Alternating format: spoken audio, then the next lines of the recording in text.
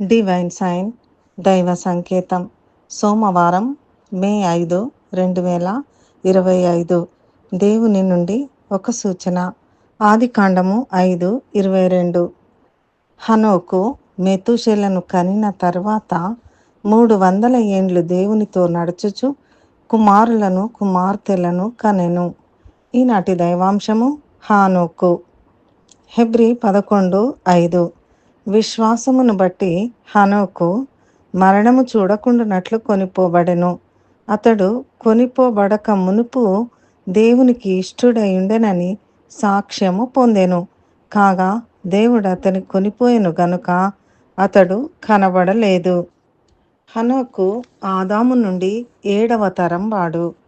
హనోకు 365 ఏండ్లు జీవించిన తరువాత దేవుడు అతనిని తీసుకొని పోయెను గనుక అతడు లేడు. హనోకు దేవునితో నడిచిన వాడు. హనోకు దేవునితో సహవాసం చేస్తూ తన జీవితాన్ని గడిపాడు. హనోకు పేరుకు అర్థం అంకితం లేదా పవిత్రం అని. ఇది హీబ్రూ భాషకు చెందిన ఒక పురుషుని పేరు. హనోకును గురించి బైబిల్లో 3 చిన్న భాగాల్లో మాత్రమే ప్రస్తావించబడింది. ఆదికాండము 5:21 నుండి 24 వరకు, హెబ్రీ 11:5 మరియు యూదా 14-15 వచనములలో మాత్రమే హనోకును గురించి ప్రస్తావించబడింది. హనోకు జీవించి ఉన్న కాలంలో మనుషులు చాలా చెడిపోయారు. ఆదికాండము 4:8 మరియు 23-26 వరకు గమనించినప్పుడు దేవునికి కయీను ఇచ్చిన అగౌరవ సమాధానము, లెమెకు తన భార్యలైన ఆదా సిల్లాయను తన 2 భార్యలతో కయీను కంటే ఎక్కువ హింసను పగను చూపిస్తున్నందున గర్వపడినట్లుగా చూడగలం. అలాంటి చెడ్డ విధానం హనోకు కాలంలో చాలా ఎక్కువ అయ్యింది. అయినను హనోకు సత్యదేవునితో నడిచాడు. హనోకుకు సంసార జీవితం ఉంది. భార్య, కుమారులు, కుమార్తెలతో జీవిస్తూనే దేవునితో సహవాసం చేస్తూ వచ్చాడు.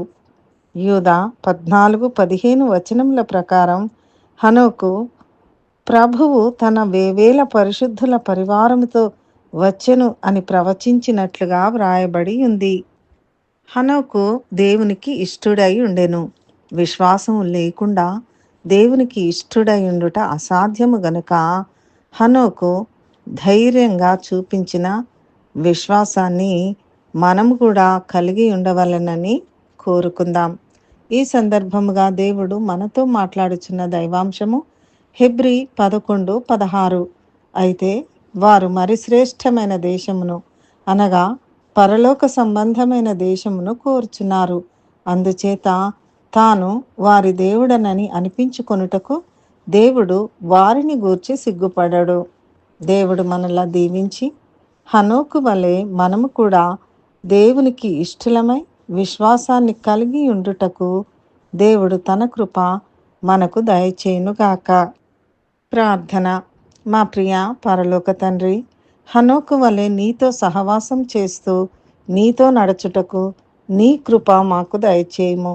యేసు నామములో ప్రార్థిస్తున్నాము తండ్రి. ఆమెన్.